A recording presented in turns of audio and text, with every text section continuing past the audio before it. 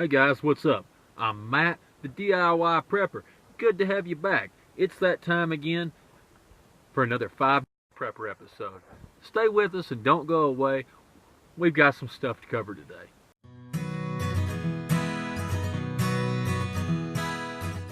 Well, I just want to set out to prove to you guys you don't have to spend a ton of money to be prepared. It doesn't cost near as much as what the forums and everything else online would make you think. It's been a rainy week. Couldn't really get outside and do much. Plus, as some of you know, I've had an eye surgery and I'm still recovering from that. So this made a pretty easy video that I was able to do. Come along with us. Follow me into the kitchen. We're going to do this in the house today. Stay out of the rain and see what we picked up. Alright, so what did we do today? We got these. Just macaroni. Easy enough. Boil water. Heat it up. This is, let's see, the serving sizes. Focus. There we go. About 3 servings per container, so we would need to probably mix this with something in order to get a full meal out of it.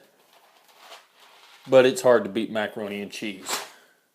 Next thing we got were these. This is garlic butter, rice and pasta.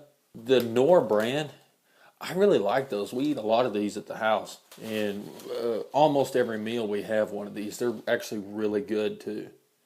Let me get this to focus. So 2.5 servings.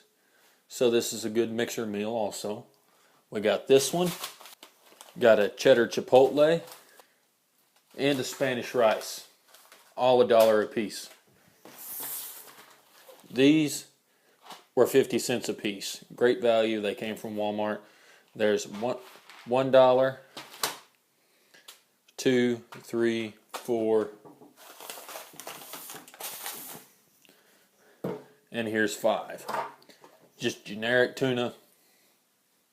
You can see the serving sizes there. Not the greatest, but it'll certainly get us by. And that's what we're aiming for. We're just looking for something to get us by and supplement the other things that we have stored. Another thing I couldn't turn down. This is a 4-pack for $5. I'm sorry, 4-pack for $4. It came with, let's see what the different flavors are. Lemon pepper, sweet and spicy, hickory smoked, and ranch tuna. This is great. I mean, look how small that. I mean, just when we're talking about compactness and what we could pack out easily, these are tiny. They don't take up any space at all. Great to put in a bag. I mean, look at that. That's 2 of them. Look how easy that is to pack. That's 4 pouches of tuna. You know, which would you rather carry around? I know these last longer, and the can has some multifunctional uses as well. But it's just hard to argue with something that's that compact and easy. So, you know, I don't have a problem buying these. You know, we'll go through, mark these with the date, and be sure and eat them before they expire. But I really have no problem with them at all. Nothing special, but you guys seem to enjoy these $5 prepping videos. One other thing that I got, this was $3. Quick Oats, instant oatmeal. Divide these up into some Ziploc baggies. They don't last as long that way. I'd probably keep this stored sealed, and the seal's pretty good on these. Let me open it up. Yeah, there's a fairly good seal on there. I'll probably store these sealed and not open them till we need them. Once again, go right here. Big, huge numbers with a Sharpie marker. Write the expiration date on these so I can keep up with it, and we can go ahead and eat it before it expires and not waste it. One of the biggest mistakes that preppers have is they buy all this stuff and it goes bad before they eat it. So that's really something to watch out for. Okay, so that's what we did today. All this $5 prepper stuff is really nice. We can pick up this, and we can pick up this, and we can have the oats. But if we want to look into something that is actually true, long-term, easily portable food storage. What we buy in the store, I'll be honest with you, it leaves something to be desired. So what I tend to do is I go back and I look through history. What did the pioneers carry? What did sailors carry when they set out to cross the Atlantic Ocean? What about long hunters? What did they do? One of the biggest staples of nutrition for them was foods like hardtack, salt-cured bacon, things like that. And they did this with the intention of supplementing it with food that they could get from the landscape. They always trapped. They always fished. They always did these sorts of things. They hunted when they could, but primarily it was a trapping and fishing game because it's easier, it's faster, it's more efficient, it's passive. If you go to a body of water, all the food that you want to eat is already in the water. It's full of 4-inch bluegill, you know, and a few 4-inch bluegill mixed with this stuff here, you know, all this is going to get old. You're going to get tired of eating it. So if you're really worried about long term, it's something you need to think about. I brought up hardtack. What hardtack is it's basically like a cracker that was made out of flour, salt, and water. It was poured into a pan and then dried at a relatively low heat and cut up into either circles or sections. I don't know, the circles may have been about the size of that.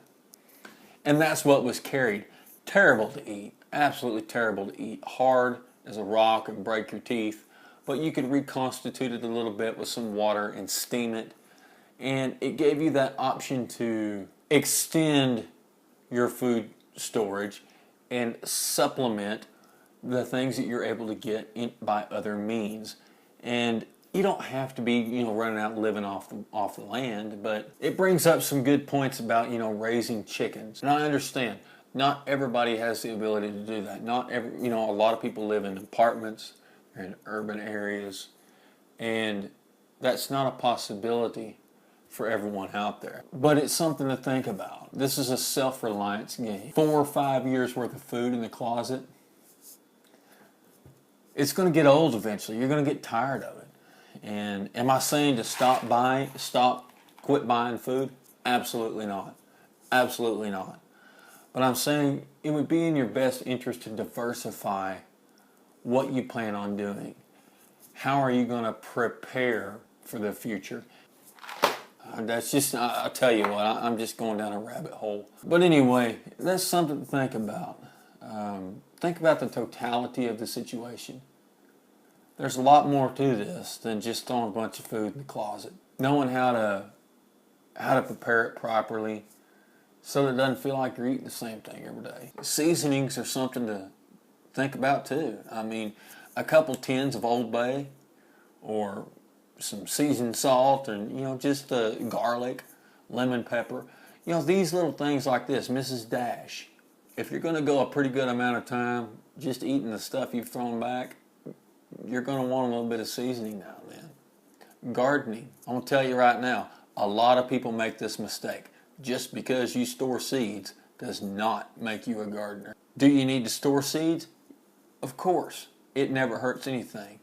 Buy those heirloom seeds. Buy those heirloom plants and vegetables. Plant half of them. Actually grow them. Imagine that. Who would have thought of it? Take the other half and put them up. And then whenever you harvest those to eat, save those seeds. That's why we buy heirloom seeds. What good does it do you to wait until it's already hit the fan and now you've got a bunch of seeds that you've got to wait 6 months to produce any food? Go ahead and start growing those now. It doesn't take much.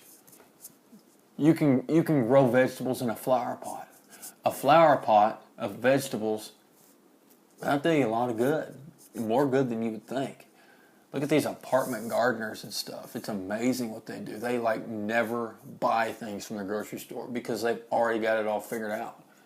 they figured out how to do it in a stacked array of pots, like flower pots, in something that may be the size of, you know, this relatively small 4-foot kitchen table that I'm sitting at right now.